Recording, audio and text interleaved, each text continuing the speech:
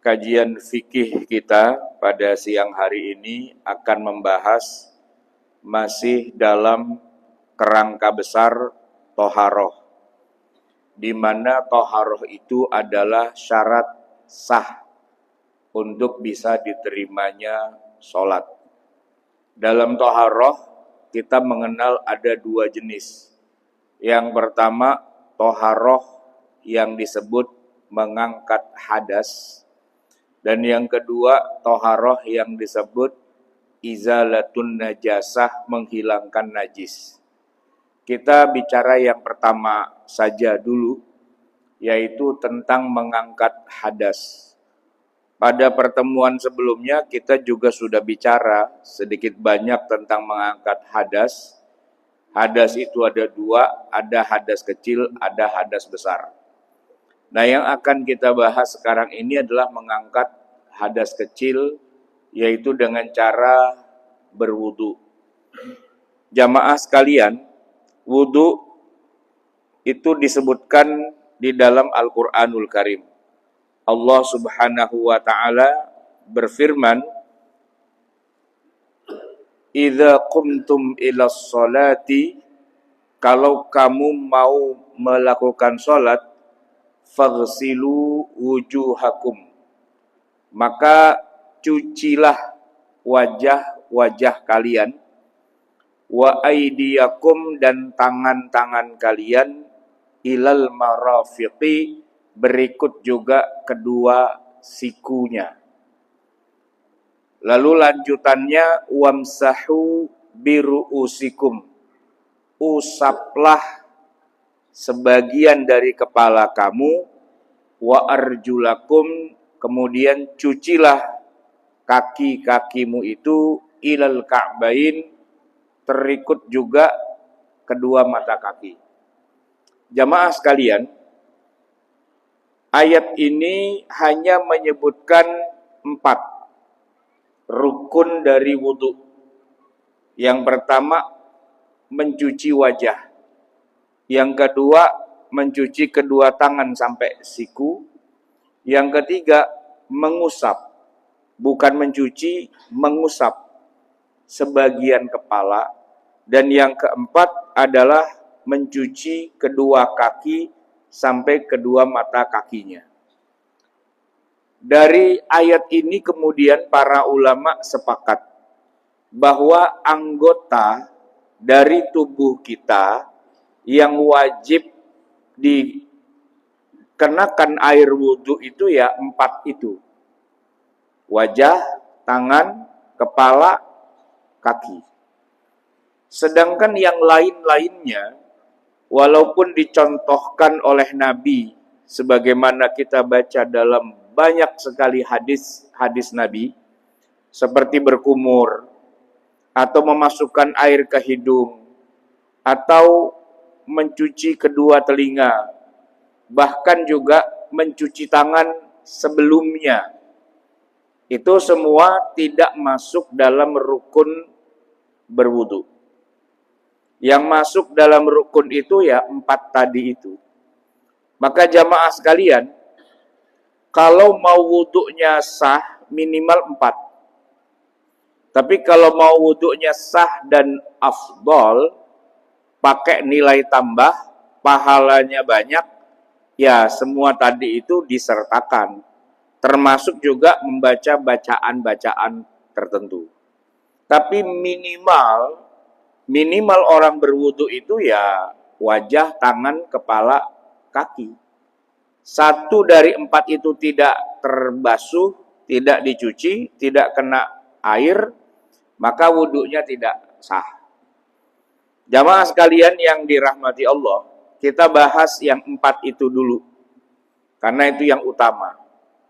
Pertama, kata Allah di dalam Al-Quran, "faghsilu wujuhakum," cucilah wajah-wajah kalian.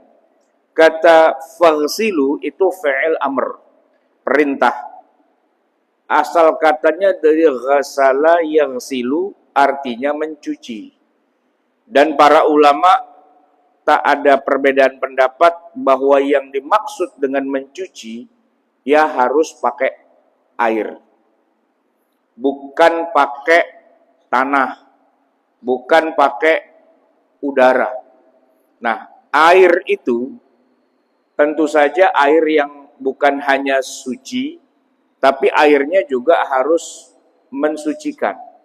Air putih, air bening, air yang natural, yang alami, baik dia turun dari langit sebagai air hujan, atau sebagai embun, ataupun dia juga air yang keluar dari bumi, entah dari mata air di sumur, mata air sungai, atau juga termasuk air laut, walaupun asin Pak, air laut, itu adalah air yang suci dan mensucikan.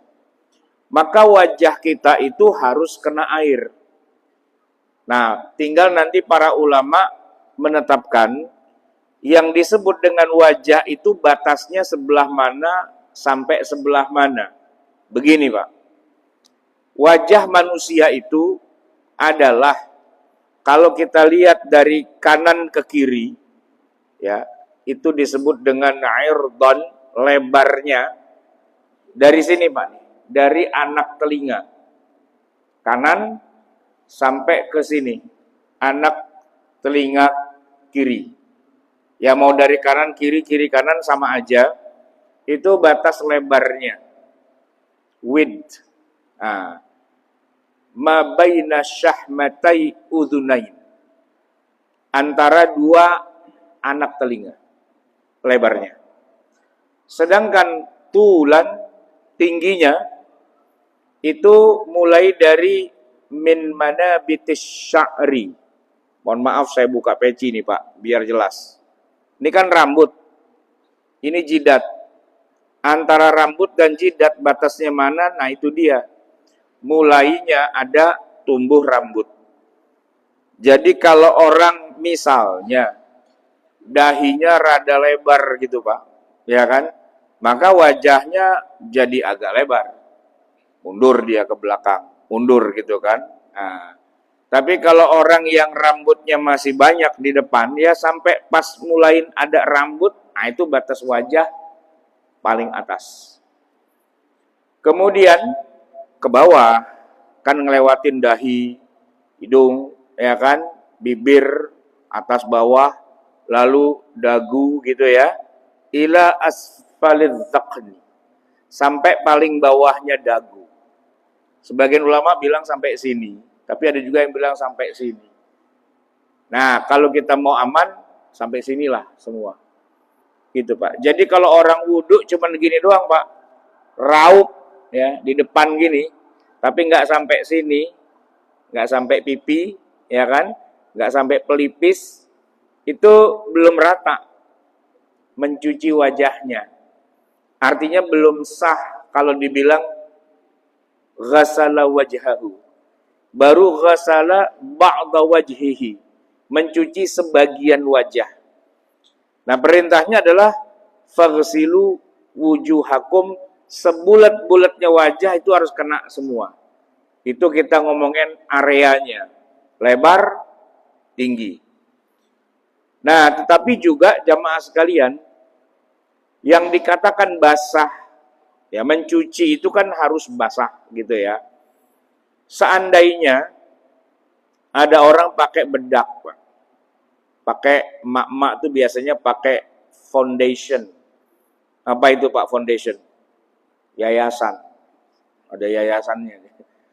Kasih foundation, dikasih bedak lagi, didempul Pak, diamplas.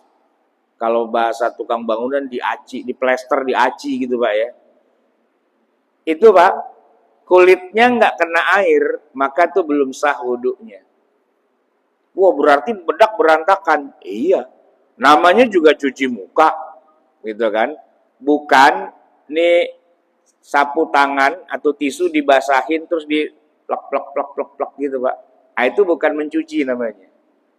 Ya, itu cuma ngusap-ngusap doang. Perintahnya bukan usaplah wajahmu, bukan. Cucilah wajahmu. Cuci Pak. Kita mengenal yang namanya nyuci itu Pak, nyuci baju itu ya. Baju itu bukan cuma disemprot-semprot doang pakai air. Enggak. Tapi dicuci. Biasanya orang kalau nyuci apa direndam, apa dikucak-kucak. Kalau dipakai mesin cuci Pak, baju masukin mesin cuci digiling gitu, sampai basah semua. Ya tujuannya mencuci sederhana, kotorannya hilang. Ibarat kata muka kita ada debunya, dicuci ya debunya luntur gitu. Nah kalau ada bedaknya ya bedaknya luntur. Emang tujuannya cuci muka biar bedaknya luntur. Nah kalau orang masih pakai bedak gitu ya, kan ada tuh kemarin saya diundang di satu pabrik bedak gitu Pak. Dia nanya, Pak Ustadz, kalau pakai bedak kita, insya Allah tembus air gitu dia bilang. Airnya tembus sampai ke pori-porinya. Tapi bedaknya masih ada. Bedaknya masih ada. Ya saya bilang, gimana orang dibilang mencuci ya dicuci. Dihilangin bedaknya. Iya. Iya kan sekarang gini Pak, ini baju kita belepotan tanah nih. Kena apa gitu ya. Oh baju kotor, cuci. Apa tujuannya mencuci? Ya, ya biar hilang kotorannya. Nah kalau cuma dibasahin doang tapi nggak hilang kan bukan mencuci namanya. Cuma ngebasahin, ya kan? Maka dibilang cucilah wajahmu, ya berarti yang nempel di situ semua rontok. Nah kalau ada sesuatu yang masih nempel, katakanlah misalnya mukanya belepotan cat, cat kayu, cat tembok, apalagi cat itu Pak bukan cat sih, apa namanya eh tip X. Nah, zaman dulu ada tip X tuh Pak ya kayak gitu kan. Masih ada belepotan-belepotan gitu. Nah, itu belum basah. Termasuk nih emak-emak kadang-kadang suka pakai bulu mata anti badai, ya kan? Apa sih namanya? Bulu mata palsu itu Pak, ditempel begitu kan. Nah, itu pelupuk matanya itu belum basah gitu. Ya kan? Nah, tetapi kalau bagian dalam mata, bagian dalam ya Pak ya, kan ada orang pakai kontak lens, ya kan? Masuk tuh di dalam gitu. Nah itu apa mesti dicopot terus matanya disiramin dengan air? Jawabannya sih enggak. Ya cuman nanti bagaimana orang pakai kontak lens kalau dia cuci muka, apa kontak lensnya mesti dibuka atau enggak apa-apa biarin aja itu lain cerita. Tapi kalau nih Pak kacamata, orang wudhu kacamata dibuka apa dipakai Pak? Ya dibuka, iya kan? Kecuali kacamata nyelem. Nah itu lain lagi ceritanya, iya kan? Nah dibuka, biar apa? Ya biar seluruh wajahnya kena, gitu kan? Jamaah sekalian, maka yang harus basah wajah itu, kita nggak cuma ngomongin batas kanan, kiri, atas, bawah, tapi juga kulitnya mesti kudu basah. Pertanyaannya, bagaimana dengan kumis? Bagaimana dengan jenggot? Orang kalau kumisnya tipis-tipis doang, Pak, ya berarti kulitnya itu pasti basah lah ya. Nah, tapi kalau orang berewokan, gitu Pak, kumisnya tebel, jenggotnya tebal segini nih. Itu jenggot harus basah juga apa enggak? Gimana Pak kira-kira? Gini Pak, yang dimaksud dengan wajah itu yang ada kulitnya. Sedangkan yang numbuh, ya kan, kumis kan numbuh tuh. Kemudian apa nih, jenggot kan numbuh. Itu enggak termasuk wajah. Bahkan digunting pun enggak jadi masalah. Tapi kalau yang namanya wajah tuh yang kulit, Bapak jajalin aja tores-tores pakai silet gitu kan, darah gitu kan. Nah, yang harus basah tuh kulitnya, bukan yang numbuh dari kulit. Cuman memang akan lebih bagus, akan lebih utama kalau jenggotnya lebat diuyak-uyak Pak, ya kan? Biar maksudnya kulit yang di dalam jenggotnya itu basah, gitu kan? Kumisnya diuyak-uyak gitu biar kulit yang ada di bawah kumisnya itu basah, ya kan? Kalau nggak basah, ya berarti belum, ya harus basah. Lebih afdolnya dia basahin kumisnya, dia basahin jenggotnya. Ada teman saya Pak, jenggotnya banyak Pak, berkibar. Begitu dia wudhu, kisut, gara-garanya kena air gitu kan. Saya jadi kagak kenalin. Muka mirip-mirip, tapi kok beda ya? Oh, jenggotnya kisut kena air. Kalau lagi kering, jenggotnya megar gitu ya. Nah, jadi jamaah sekalian, kalau kita berwudu, mau nggak mau seluruh wajah kita tuh basah. Nah, sehingga tidak bisa wudu kalau nggak lepas kacamata. Nggak bisa wudu kalau nggak lepas maskara. Nggak bisa wudu kalau nggak hancurin foundation, bedak, dan sebagainya. Dan juga nggak bisa wudu kalau orang sambil pakai peci gini, Pak. Kecuali pecinya ditaruh ke belakang mundur. Nah, gini Pak. Sampai jambulnya atau rambut bagian depannya kelihatan. Ini nggak apa-apa. Karena kalau kita wudhu pakai peci, bagusnya kan pecinya kita buka. Nyari gantungan kagak ada, gitu kan? Nggak ada yang buat nyangkutin, gitu kan? Sangkutin di mana nih peci? Sangkutin di kepala, taruh sini Pak. Nah, gitu. Ya kan? Inilah yang dilakukan oleh Nabi Shallallahu Alaihi Wasallam ketika beliau mencuci wajahnya, tapi beliau punya imamah sorban yang muter itu Pak. Ya, itu sih adat aja, tradisi. Kita nggak harus pakai kayak gitu juga. Tapi maksudnya beliau mundurin tuh biar, nah, biar wajahnya nih, sini bagian sini nih basah. Itu rukun yang pertama dari wudhu atau anggota yang pertama dari wudhu. Nah, jamaah sekalian, orang cuci muka dengan orang berwudhu kan secara gerakan itu sama, ya kan? Sebenarnya yang membedakan itu niatnya. Niat dalam hati, apakah dia ingin mengangkat hadas atau sekedar pengen cuci muka biar seger, biar wajahnya nggak ada kotorannya. Itu tergantung. Makanya para ulama, wabil khusus di dalam mazhab Syafi'i, sebelum cuci muka,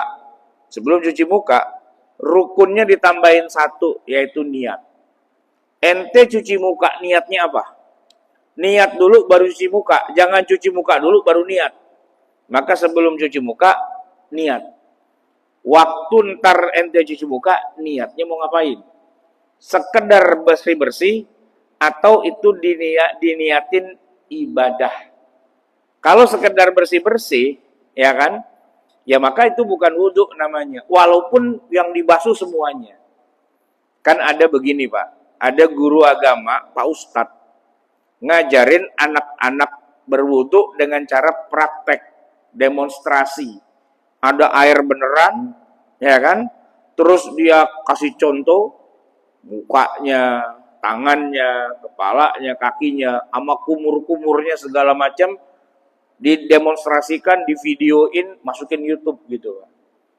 Nah, selesai mendemonstrasikan di hadapan murid-murid, itu kalau datang waktu sholat, kira-kira dia mesti wudhu lagi, apa itu aja udah cukup yang dia contohin barusan.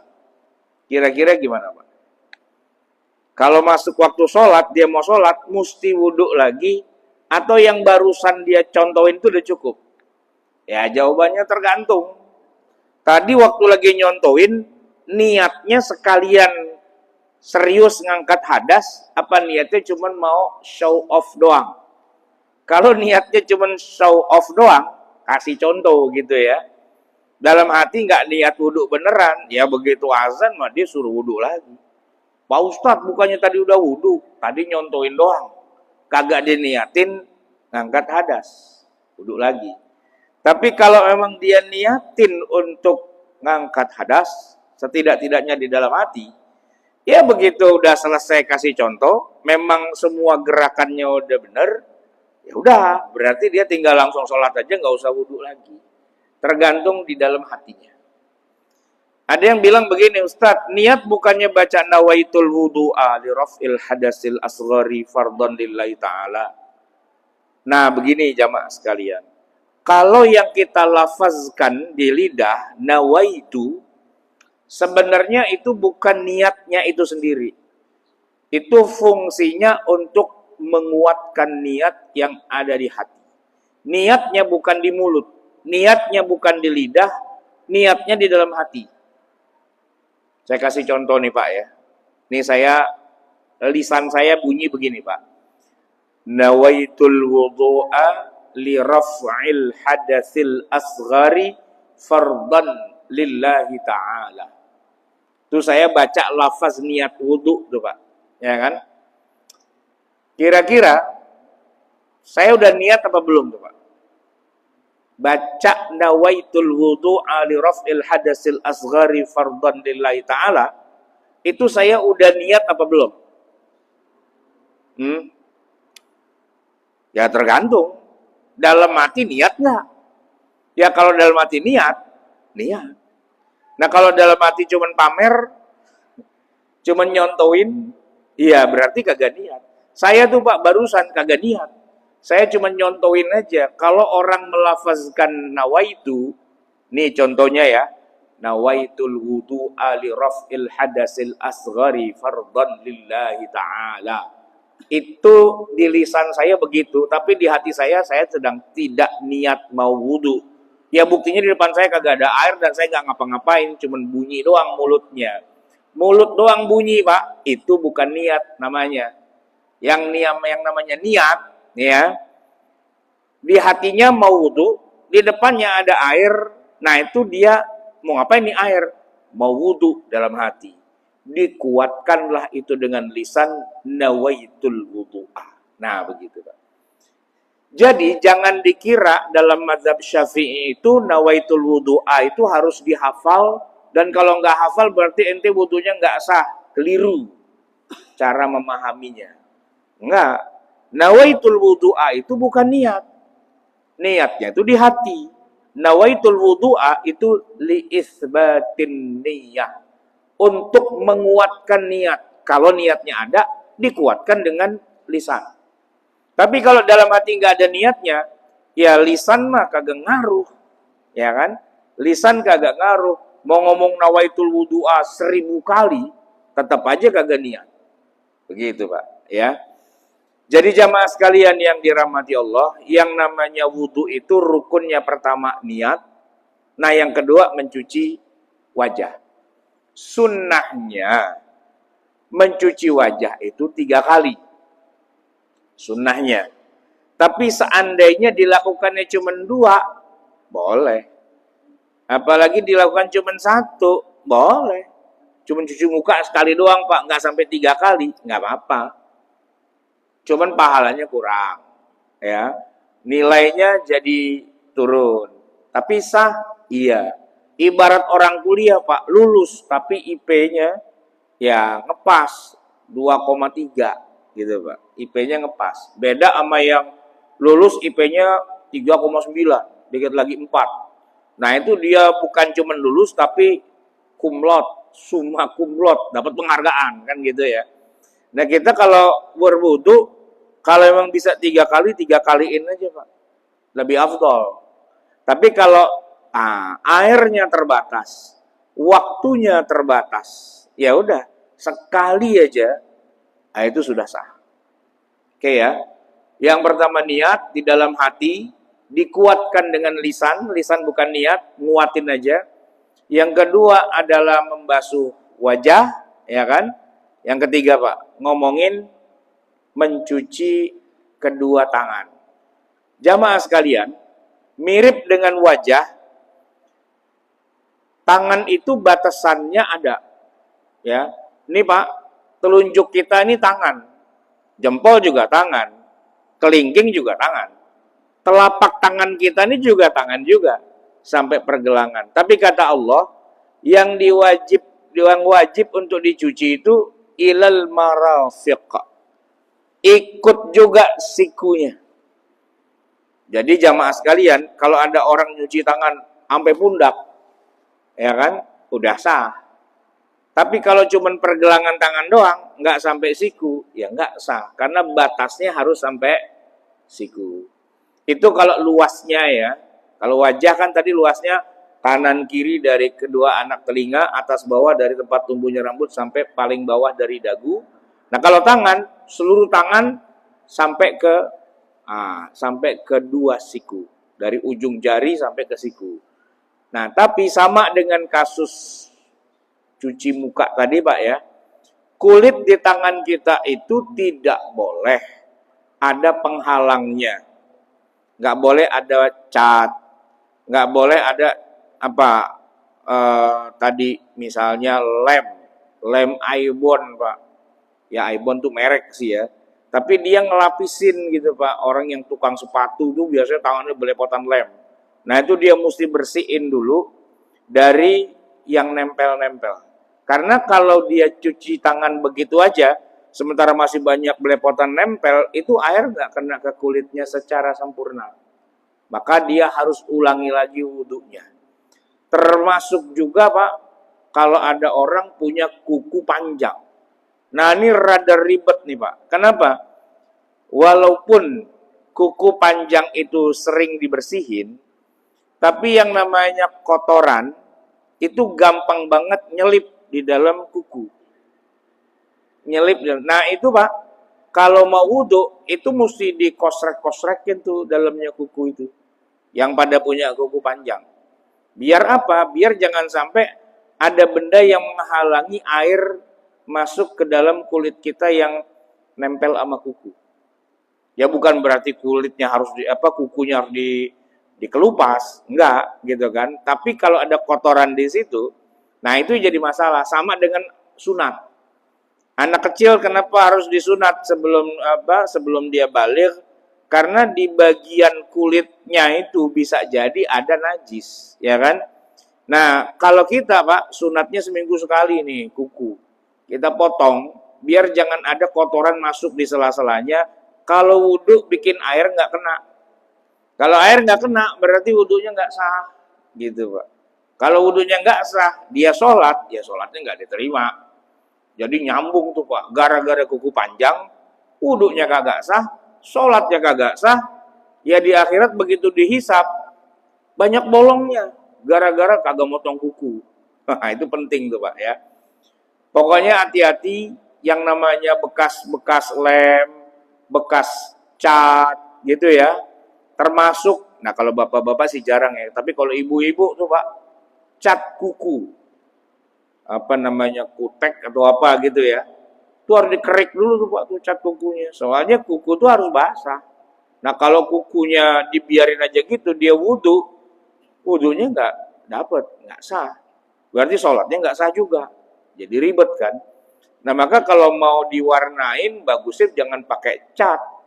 Warnain pakai henna, pakai pacar kuku. Karena apa? Karena pacar kuku itu tidak bikin lapisan. Dia nyerap ke pori-pori. Nah, kalau nyerap ke pori-pori berarti ya walaupun dia berwarna ya, kukunya basah.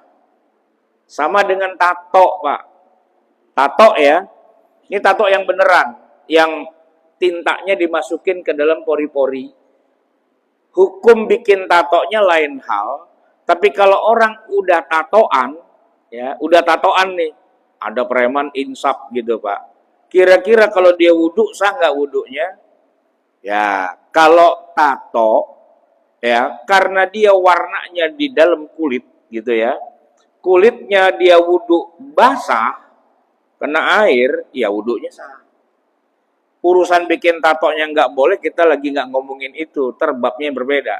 Tapi orang tatoan, kalau dia wudhu, basah kulit yang ada tatonya, berarti wudhunya sah. Lepas dari hukum masalah bikin tatonya, gitu ya, Pak ya. Tapi ada juga zaman sekarang orang bikin tatoan, tato palsu. Ya, cuman kayak stiker doang, Pak, nempel gitu ya. Nempel, ada lapisannya. Nah, justru itu yang kalau buat wudhu, airnya nggak kena kulit. Nah, kalau airnya nggak kena kulit, ya berarti kagak sah, gitu. Tapi bukannya yang haram tato beneran. Kalau yang tato-tatoan bohongan kagak haram. Nah, itu bab yang berbeda. Ngomongin haram tidak haram bikin tato. Tapi ngomongin wudhunya, intinya begini, kalau tato itu sampai bikin lapisan yang menghalangi air kena kulit, ya berarti nggak boleh. Ya kan, walaupun tatonya gambar Ka'bah gitu, Pak. Ya kan? Walaupun tatonya gambar kaligrafi, dia tulis kaligrafi ayat-ayat Quran gitu kan. Bukan masalah ayatnya, tapi nutupin air apa enggak. Gitu, Pak. Ya, pacar kuku itu enggak nutupin, tato itu enggak nutupin, gitu ya. Nah, yang agak susah itu, Pak, kalau udah bicara perban. Kadang-kadang ada orang tangannya patah, Pak, dikasih apa itu namanya? Gipsum ya. Ini yang agak susah, Pak. Kenapa? Karena dibungkus itu biar nggak basah. Sementara orang wudhu, ya judulnya mau dibasahin. Nah, ini bagaimana? Nanti ada babnya. Saya nggak ngomong di sini sekarang. Saya skip aja dulu. Itu bab yang lain gitu ya. Karena kalau kita ngomong situ jadi ribet ntar urusan. Atau nanti Bapak mau nanya silakan. Tapi intinya tangan itu, Pak, harus basah. Gitu ya. Baik, kita loncat ke yang keempat. Yang pertama tadi niat, yang kedua basuh wajah, yang ketiga basuh tangan. Nah, yang keempat Allah menyebutnya di dalam Al-Qur'an itu dengan kata-kata wamsahu. Wamsahu itu fi'il amr dari kata masaha yamsahu, mengusap. Usaplah sebagian kepalamu. Jamaah sekalian, apa beda antara mencuci dengan mengusap? Apa bedanya, Pak? Ya kalau mencuci pakai air, mengusap pakai air nggak, Pak? Pakai sih, cuman jumlah airnya yang berbeda. Kalau mencuci, airnya ngalir, Pak, di atas kulit, ya, diratain gitu. Ada tetes-tetes airnya atau ada saluran airnya diratain. Tapi kalau yang namanya mengusap, ya, yang basah itu bukan kulitnya, yang basah tangannya.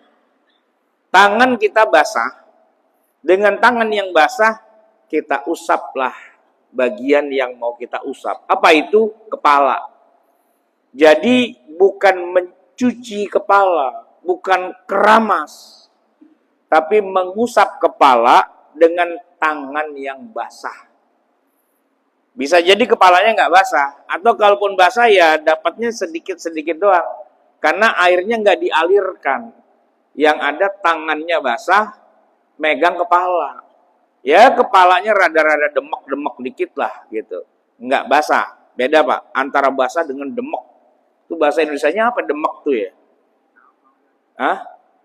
Demek emang bahasa Indonesia? Ya gitulah, kalau Bapak tahu ya artinya demek gitu kan ya. Gini, Pak, baju dicuci dijemur tapi gak ada matahari, ya kan? Harusnya kan kalau ada matahari kering nih. Ini rada demek-demek dikit gitu, Pak, ya kan? Ada orang istilahnya suaranya serak-serak basah. Nah, bagus katanya. Ini serak-serak demek gitu, Pak. Basah kagak, kering kagak, setengah-setengah gitu, ya kan? Nah, tangan yang basah diusap ke kepala. Sebenarnya kalau contoh dari Nabi, itu begini, Pak. Ini tangannya dua nih ya. Diusapin dari depan, ke belakang, ke depan lagi. Ngusapnya 2 kali dengan 2 tangan kanan kiri. Dari depan, ke belakang, ke depan lagi, itu contoh dari Nabi. Tapi ingat, tidak selalu Nabi begitu. Kadang-kadang Nabi ngusapnya nggak dari depan ke belakang, rambutnya semua kena. Enggak. Kadang-kadang seperti yang tadi saya bilang, Nabi punya peci, bukan peci ya tadi, sorban muter, imamah, ditaruh begini, Pak, nih. Nah, kemudian giliran mengusap kepala, ini tangan basahnya begini, Pak. Rambutnya kena, terus sorbannya kena juga. Nah, jamaah sekalian, mengusap sorbannya itu bukan bagian dari wudhu. Kenapa? Karena perintahnya adalah wamsahu biru'usikum, bukan wamsahu bi'imamatikum. Usaplah sorban kamu, enggak. Usaplah peci kamu, enggak. Usaplah topi kamu, enggak. Yang diperintahkan usaplah kepalamu. Nah, tapi karena disebutkan sebagian, nah maka para ulama di kalangan mazhab Syafi'i mengatakan, ya minimal 2-3 lembar rambut basah jadilah. Makanya, Pak, kalau mau pakai peci nih bisa juga nih, Pak, nih. Wudu pakai peci nih ya. Pecinya dia bisa beginiin terus dibahas begini kayak Nabi tadi ya. Atau bisa juga pecinya udah begini lagi, wajah tadi udah bagian sininya doang nih, Pak, nih. Atau bagian sininya. atau bagian belakangnya. Pokoknya rambut aja. Nah, ibu-ibu, kalau dia wudhu di tempat yang campur, kan kadang-kadang ada masjid yang nggak memisahkan laki perempuan, namanya juga masjid darurat, ya kan? Ya laki wudhu di situ, perempuan wudhu di situ dan nggak ada hijabnya. Itu bagaimana? Apakah gak wudhu? Wudhu, basahin wajah, tangan, nah bagian kepala, bukan kerudungnya yang diusap-usap, nggak sah. Gimana? Ya tangannya masuk ke dalam kerudung, pegang aja rambutnya, dah itu sudah wamsahu biruusikum, bisa membasuh kepala tanpa membuka kerudung, tanpa membuka mukena, gitu. Kalau wajah kan ya pinggir-pinggirannya udah dapet itu, ya kan. Tangan, ya ini agak susah sedikit, mau nggak mau tangannya digulung. Makanya ibu-ibu kalau pakai tangan itu, kalau bisa tuh tangannya yang lebar, Pak. Jangan yang kayak kita begini. Ini kan kalau kita kan kecil gini ya. Jadi kalau wudhu, kalau kita mau bapak-bapak wudhu kita tarik aja, seret gitu kan udah. Nah kalau emak-emak di tempat umum mau nggak mau dia harus buka gitu kan. Nah, tapi gini tekniknya. Wudhunya pakai mukena. Jadi tangannya dia gulung, tapi dia di luar masih pakai mukena. Giliran dia kemudian basuh tangan, ya dia basuh tangan, di tangan nih, air nih ya. Air dia masukin ke dalam mukenanya, lalu dia basuh.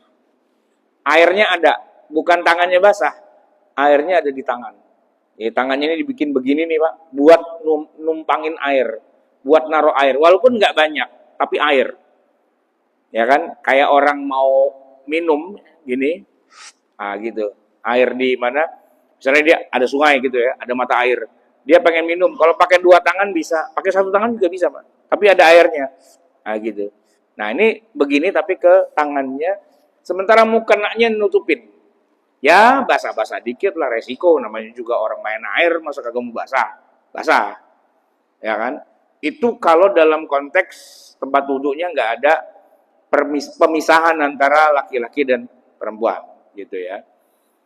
Jadi membasuh kepala itu bukan mengusap kerudung, ya, tapi membasahi rambut di bawah kerudung, di dalamnya kerudung. Nah terakhir jamaah sekalian yang dirahmati Allah, yang kelima, mencuci kedua kaki, batasnya sampai mata kaki. Memang ada di masa Nabi itu yang namanya al-mashu 'alal khuffaini, mengusap dua sepatu. Pernah Nabi melakukannya. Jadi Nabi wudhu, Bapak Ibu sekalian, wajah, tangan semua selesai, giliran mau cuci kaki, ya kata pembantunya Nabi, sini ya Rasul, saya bantuin ngelepas sepatu. Kata Nabi, da'huma, biarin aja. Fa inni adkhaltuhuma tahirataini. Karena tadi waktu saya pakai, saya sudah wudhu. Sepatunya Nabi nggak dilepas, diusap aja bagian atasnya. Itu disebut dalam bab fikih namanya al-mashu 'alal khuffaini, mengusap dua sepatu. Cuma begini Pak, ini kalau kita baca hadisnya sekilas-kilas doang, banyak orang salah paham. Ya, al-mashu 'alal khuffain itu bisa dilakukan wudhu semua basah, kecuali kaki kagak lepas sepatu hanya diusap, ada syaratnya. Pertama, waktu lagi pakai sepatu, di awal sebelum pakai dia wudhu dulu. Dia wudhu dulu dengan cuci kaki. Nah, setelah wudhu udah cuci kaki, terus dia pakai sepatu. Nah, setelah dia pakai sepatu, begitu masuk waktu sholat lagi berikutnya, dan mungkin dia udah batal, kan harus wudhu lagi. Nah, waktu harus wudhu lagi itu, dia nggak usah buka sepatunya, cukup diusap aja. Tapi syarat nomor satu, sebelum pakai sepatu, dia wudhu dulu. Yang kedua, sepatunya tidak dilepas, itu menjadi syarat. Tidak dilepasnya bukan pada saat wudhu doang. Tidak dilepasnya ya sampai selesainya sholat. Artinya, orang kalau wudhunya itu sepatunya tidak dilepas, syaratnya yang nomor 2, sholatnya harus pakai sepatu. Nah, kalau sepatunya dibuka, wudhu yang tadi cuman ngusap-ngusap sepatu, otomatis jadi tidak sah. Nah, terus sholat pakai sepatu bagaimana? Bukannya masjid mesti buka. Iya, makanya wudhu buka. Terus Nabi gimana? Nah, ini Pak. Di masa Nabi, sholat itu memang pakai sepatu. Biar kata di dalam Masjid Nabawi. Karena memang karpet, seperti yang kita kenal, di masa Nabi itu belum ada. Alas kaki, orang pakai kemana-mana, ya kan? Kemudian dia sholat, ya dia sholatnya pakai alas kaki, pakai sepatu, nggak dilepas waktu sholat. Nah, karena waktu sholat nggak dilepas, wudhunya pun nggak usah dilepas.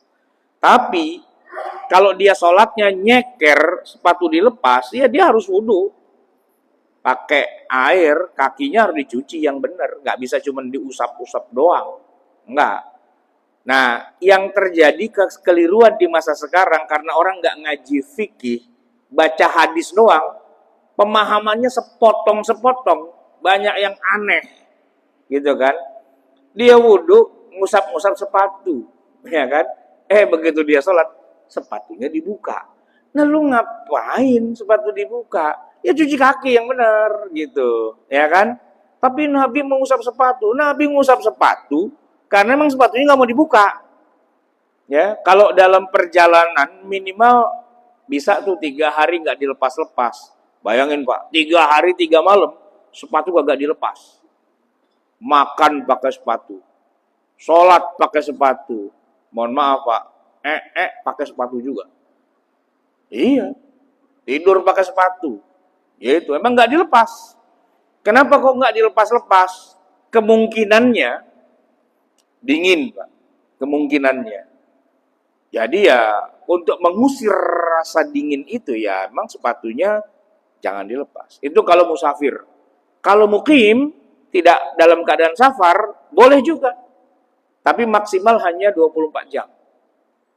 24 jam, sehari semalam. Setelah itu udah nggak bisa lagi sepatu. Ya mau nggak mau dibuka sepatunya dan wudhu lagi yang benar. Ya, jadi syaratnya boleh mengusap sepatu ketika wudhu tidak cuci kaki hanya ngusap sepatu. Tadi yang pertama ya, sebelum pakai sepatu dia udah wudhu dan setelah itu dia tidak boleh melepas sepatunya sampai sholatnya udah selesai. Ya kalau sholatnya udah selesai dia mau lepas urusannya gimana. Tapi nanti kalau dia mau wudhu lagi ya wudhu lagi, nggak bisa. Wah saya pakai sepatu lagi nih, berarti saya tinggal ngusap. Enggak, dia harus wudhu lagi yang benar, baru pakai sepatu lagi. Begitu buka sepatu selesai udah durasinya, gitu Pak. Nah yang ketiga, ini masalah sepatu Pak. Dikatakan sepatu, khuf, itu namanya alas kaki, bukan pelapis kaki, tapi alas. Beda Pak. Kaos kaki itu bukan alas kaki. Kalau Bapak mau tahu bedanya antara alas kaki dengan kaos kaki, gini Pak. Jalan kaki dari sini sampai Cikampek sono Pak. Mau pakai alas kaki, mau pakai kaos kaki? Pakai alas kaki, ya kan? Alas kaki, bukan kaos kaki. Kalau Bapak coba nekat pakai kaos kaki doang, nggak pakai sepatu, dari sini sampai Cikampek, itu sampai sono Pak, udah berondol tuh kaos kakinya. Maka tidak ada istilah mengusap kaos kaki. No, tidak ada. Yang ada mengusap sepatu, alas kaki. Itu pun sepatunya harus yang anti air dan larasnya, apa tuh namanya laras ya, menutupi mata kaki. Ibaratnya Pak, sepatu abri itu Pak, laras tinggi itu, ya kan? Yang kalau kita tuangin air nih segelas di sepatunya, gitu Pak, nggak basah kakinya. Nah kalau sepatu kantoran kita Pak, Ada air genang gini Pak, 5 cm, kita ceblok-ceblok basah tuh. Kaos kakinya basah, sepatunya basah, ya kan, kakinya basah juga. Nah itu bukan khuf, enggak. Khuf itu kalau bahasa kita zaman sekarang sepatu bot. Nah, gitu Pak. Sepatu bot lapisannya itu tebal, tidak tembus air sampai ke mata kaki. Nah, rocker tuh Pak, sepatunya tuh hak tinggi itu, ya kan? Biker. Nah, kayak gitu Pak. Tapi kalau sepatu kantoran itu bukan. Ya itu nggak bisa diusap-usap gitu Bang, harus dilepas. Gitu. Kecuali Bapak ke kantor pakai sepatu bot. Nah, pakai sepatu abri, sepatu satpam gitu ya. Bisa itu, Pak. Ya kan? Jadi nggak boleh kena air. Maksudnya kalau kena air kakinya nggak boleh basah. Itu tujuannya. Tapi kalau cuman pelapis kaki seperti kayak apa namanya? Jawrob ya, kaos kaki. Itu Pak, ada nih kaos kaki yang kalau kita beli di Tanah Suci emang terbuat dari kulit, Pak. Iya. Tapi fungsinya tuh kayak biar nggak dingin. Jadi dipakai di dalam rumah buat jalan-jalan dalam rumah. Jajalin Pak, pakai dari sini sampai Cikampek. Kalau nggak brodol, brodol Pak. Karena dia bukan alas, dia cuma pelapis. Itu yang beda. Nah dalam kajian fikih kayak gitu-gitu detil. Nggak boleh sembarangan. Nggak boleh asal jadi aja. Jamaah sekalian, intinya cuci kaki sebenarnya. Boleh tidak cuci kaki, hanya ngusap sepatu, itu pun bagian atas bukan bagian bawah. Ya. Dan itu nomor 5 ya. Yang terakhir rukun wudhu itu adalah tertib. Tidak ada di Quran, ya. Dan di hadis pun tidak disebut secara eksplisit. Hanya saja belum pernah Nabi atau para sahabat berwudhu ngacak. Kaki dulu, baru wajah, terakhir tangan. Nggak pernah. Nah, oleh karena itu urutannya tadi harus tertib, urut. Wajah, tangan, kepala, kaki. Gitu. Sehingga gini Pak, misalnya kita wudhu nih ya, udah selesai, terus kita lihat, lah, tangan baru basah segini doang nih, belum sampai siku. Gitu kan? Oh berarti ini belum basah nih, ya kan? Itu nggak bisa Pak, basahin bagiannya itu doang. Enggak. Dari ulang, dari wajah, ya kayak gitu. Harus ada urutannya. Nggak bisa nambel bagian yang kurang doang. Karena rukun yang keenam itu adalah tertib. Urut. Kalau ada satu yang bolong, ya berarti dari awal. Begitu. Karena harus urut. Nah itulah jamaah sekalian. Sudah jam 1. Rukun wudhu yang 6. Sebenarnya ini harusnya kita ngomongin hal-hal yang membatalkan wudhu dan sebagainya. Tapi paling tidak itu dulu yang kita pelajari. Insya Allah pada pertemuan berikutnya kita akan bahas tentang mandi janabah. Karena itu mengangkat hadas dan juga tayamum. Semoga bisa difahami. Dan sebelum saya akhiri, apakah ada pertanyaan dari jamaah? Kalau ada, silahkan. Tapi kalau nggak ada, waktunya udah habis ya. Sampai jam 1. Ada nggak Pak pertanyaan? Cukup ya? Sampai jam 1 ini. Mari kita tutup sama-sama dengan bacaan doa. Bismillahirrahmanirrahim. Alhamdulillahi Rabbil Alamin. Hamda yuwafi ni'amahu wa yukafi'u mazidah. Ya Rabbana lakal hamdu wa lakal syukru kama yanbaghi li jalali wajhika wa li'azimi sultanik. Allahumma salli wa sallim wa barik ala Sayyidina Muhammadin wa ala ali Sayyidina Muhammad. Rabbana zalamna anfusana wa illam taghfir lana wa tarhamna lanakunanna minal khasirin. Rabbana amanna bima anzalta wattaba'na ar-rasul faktubna ma'asy syahidin. Rabbana la tuzigh qulubana ba'da idh hadaitana wa hab lana min ladunka rahmatan innaka antal wahhab. Rabbana atina fid dunya hasanah wa fil akhirati hasanah wa qina adzabannar. Wa sallallahu ala sayyidina Muhammadin wa ala alihi wa sahbihi wa sallam. Subhana rabbika rabbil izzati amma yasifun. Wassalamun alal mursalin walhamdulillahi rabbil alamin. Wassalamualaikum warahmatullahi wabarakatuh.